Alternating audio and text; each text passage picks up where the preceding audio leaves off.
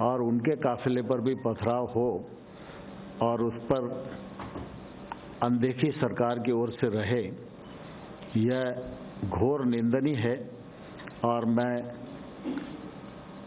पश्चिम बंगाल की इस घटना की कठोर शब्दों में निंदा करता हूं और संबंधित जो लोग हैं उन पर कार्रवाई की मांग करता हूं। मैं समझता हूं पीयूष गोयल जी हैं, तो जरा अंग्रेजी के जो हमारे मित्र होंगे उनको इस विषय में।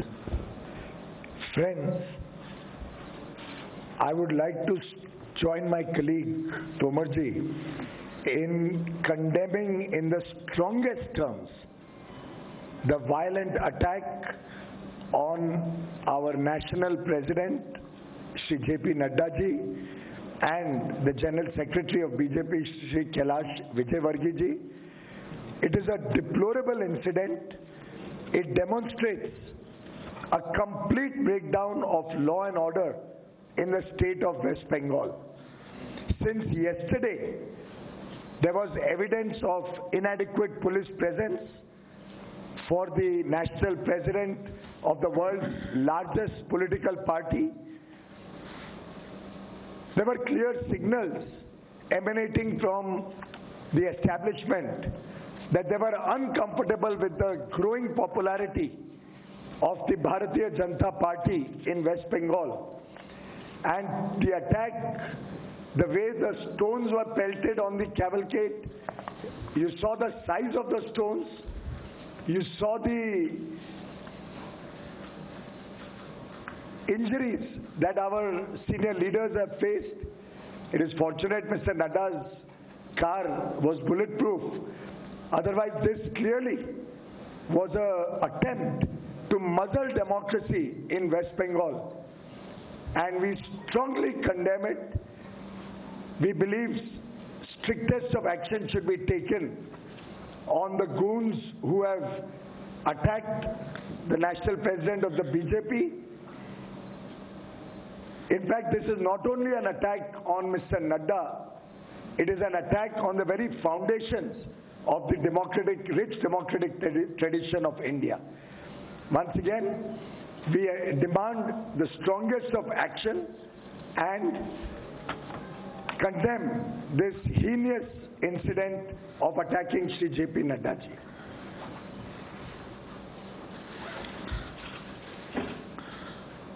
मित्रों, आप सबके ध्यान में है, पिछले संसद के सत्र में भारत सरकार 3 कानून लेकर आई थी। एक कृषक उपज व्यापार और वाणिज्य अधिनियम और दूसरा कृषक सशक्तिकरण और संरक्षण कीमत आश्वासन और कृषि सेवा पर करार अधिनियम 2020 और आवश्यक वस्तु अधिनियम में कुछ संशोधन, ऐसे लगभग 3 कानून भारतीय संसद ने पारित किए। कृषि के क्षेत्र में ये 2 कानून हैं जिसमें कृषि उपज का व्यापार और वाणिज्य से संबंधित है और उनके मूल्य आश्वासन से संबंधित है। इन दोनों कानूनों पर लोकसभा और राज्यसभा में 4-4 घंटे सभी दलों के जो सांसदगण हैं उन सब ने अपना स्वच्छंद होकर विचार व्यक्त किया, पक्ष और विपक्ष ने। लोकसभा में पारित हुआ, राज्यसभा में 4 घंटे की चर्चा पूरी हुई और उस समय जब मेरे जवाब देने की स्थिति खड़ी हुई तो प्रतिपक्ष के कुछ लोगों ने उस दिन बहुत ही एक अभद्र घटना को अंजाम दिया जो देश के लोकतांत्रिक इतिहास में हमेशा काले धब्बे के रूप में अंकित रहेगी। लेकिन दोनों कानून पारित हुए, महामहिम राष्ट्रपति जी के पास भेजे गए और उनके हस्ताक्षर के बाद आज ये देश भर में लागू हैं। हम सब इस बात को भलीभांति जानते हैं कि कृषि के क्षेत्र में योजनाओं के माध्यम से और अनुदान के माध्यम से काफी कुछ करने का प्रयत्न किया जाता रहा है, लेकिन कृषि के क्षेत्र में निजी निवेश गांव तक और खेत तक पहुंचे, इसकी संभावनाएं ना के बराबर थी और कानून के माध्यम से भी जो बंदिशें थीं वो खुले, इसका देश भर को इंतजार था। भारत सरकार ने प्रधानमंत्री नरेंद्र मोदी जी के नेतृत्व में लगातार खेती किसानी आगे बढ़े, किसान की आमदनी 2022 तक दोगुनी हो, कृषि के क्षेत्र में निवेश हो, कृषक को आय सहायता के रूप में और अनुदान दिया जाए, योजनाओं को परिष्कृत किया जाए। इसके लिए मोदी जी के नेतृत्व में काम हुआ। आप सबको मालूम है कि 2014 से पहले सभी पत्रकारगण यहाँ मौजूद हैं, यूरिया की सीजन पर भयानक किल्लत होती थी और जब यूरिया की जरूरत राज्य को होती थी उस समय मुख्यमंत्री डेरा डालकर दिल्ली में बैठते थे कि हमको पर्याप्त मात्रा में यूरिया मिल जाए। यूरिया की कालाबाजारी होती थी और देश के अनेक स्थानों पर पुलिस लगाकर यूरिया बांटने का काम किया जाता था।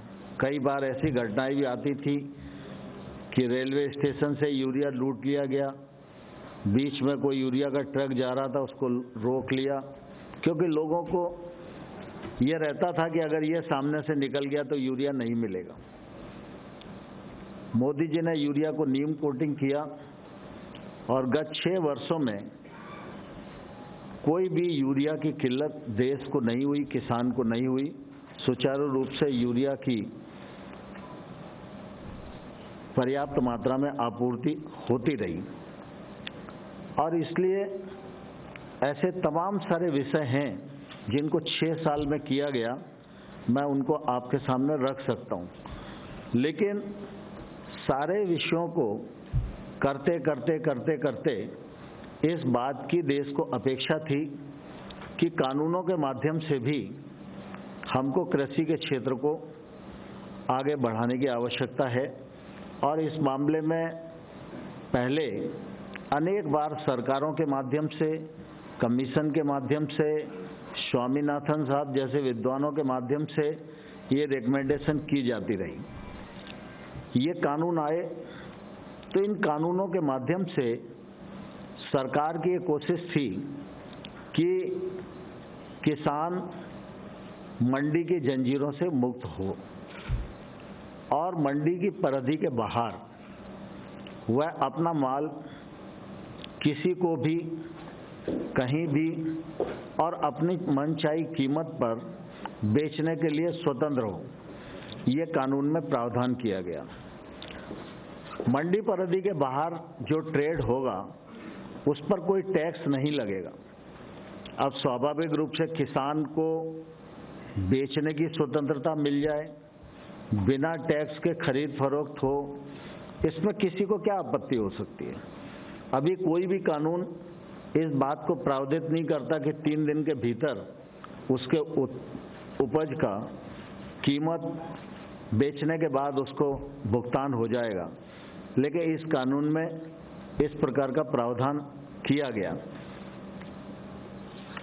मूल्य आश्वासन की दृष्टि से कॉन्ट्रैक्ट फार्मिंग नया विषय नहीं है, अभी तक कानून नहीं था लेकिन फार्मिंग हो रही थी, उसके अनुभव भी अच्छे हैं। हम लोगों को लगता था कानूनी प्लेटफॉर्म देंगे, इसका फायदा लोग अच्छे से उठाएंगे, किसान महंगी फसलों की ओर आकर्षित होगा, नई टेक्नोलॉजी से जुड़ेगा, अपनी जोखिम को प्रोसेसर पर ट्रांसफर करने में सफल होगा, बुआई के समय उसको मूल्य की गारंटी मिल जाएगी और किसान को और किसान की भूमि को कानून में पूरी तरह से सुरक्षा देने का प्रबंध किया गया। यदि विवाद भी हो प्रोसेसर और किसान के बीच में तो एसडीएम 30 दिन के भीतर उसका निराकरण करेगा, उसे कानून में बांधा गया। और साथ ही साथ यह भी कानून में प्रावधान किया गया कि निर्णय अगर कभी किसान के विरुद्ध भी जाता है तो उससे वसूली सिर्फ आदान की कीमत की हो सकती है, उसके अतिरिक्त नहीं हो सकती और उसकी वसूली का कोई भी निर्देश एसडीएम के द्वारा किसान की भूमि के विरुद्ध नहीं होगा।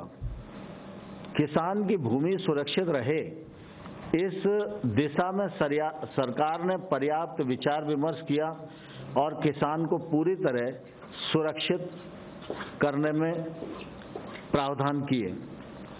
लेकिन आप सबको ध्यान है कि ये कानून का देश भर में स्वागत हुआ और देश भर में एक नई उत्साह और उमंग के साथ लोग काम करने के लिए आए और बीच में कई ऐसे भी उदाहरण हम सब लोगों के सामने आए हैं कि अगर भुगतान का विषय आया तो इस नए कानून के अंतर्गत महाराष्ट्र के किसान का बड़वानी मध्य प्रदेश का जिला है, वहाँ एसडीएम ने इस कानून के अंतर्गत तत्काल भुगतान कराया। ओपन ट्रेड में जो किसान गए उसका फायदा भी व्यापारी गए और किसान दोनों ने जब ट्रेड की तो निश्चित रूप से किसान को बढ़ी हुई कीमत मिली और ये सिलसिला चल ही रहा था। लेकिन बीच में इन विषयों को लेकर कुछ किसान और कुछ यूनियंस आंदोलन की राह पर आ गई। पंजाब के किसान यूनियन के जो लोग थे उनके साथ 14 अक्टूबर को सचिव के स्तर पर बातचीत हुई। 13 नवंबर को मैं स्वयं उपस्थित रहा और साथ ही हम लोग लगातार चर्चा के लिए तैयार थे।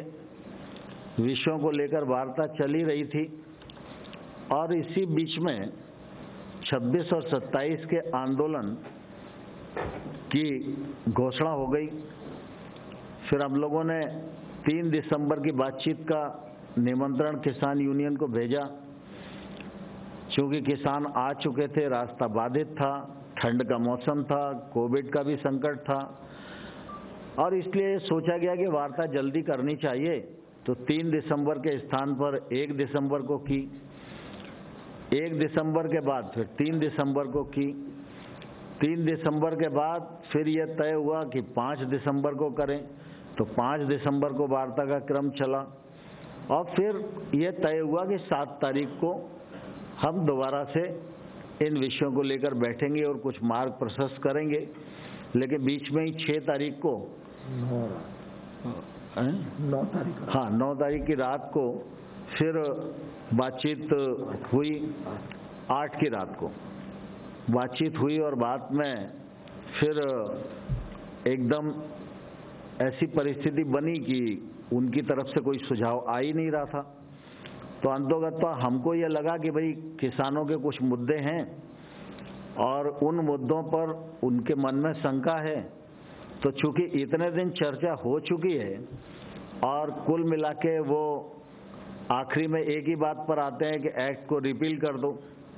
हम लोगों का लगातार ये आग्रह रहा कि एक्ट में कौन कौन से ऐसे प्रावधान हैं जिनसे किसान को नुकसान है, तकलीफ है, उनको प्रावधानवार हम चर्चा कर लें और चर्चा करने के बाद उनको कैसे ठीक किया जा सकता है इस पर हम आगे बढ़ें। लेकिन मुद्दे यूनियंस की तरफ से नहीं आए तो फिर हम ही लोगों ने मुद्दे उनको चिन्हित करके बताए और उस पर यह हुआ कि भाई हाँ, ये मुद्दे तो चर्चा में हैं।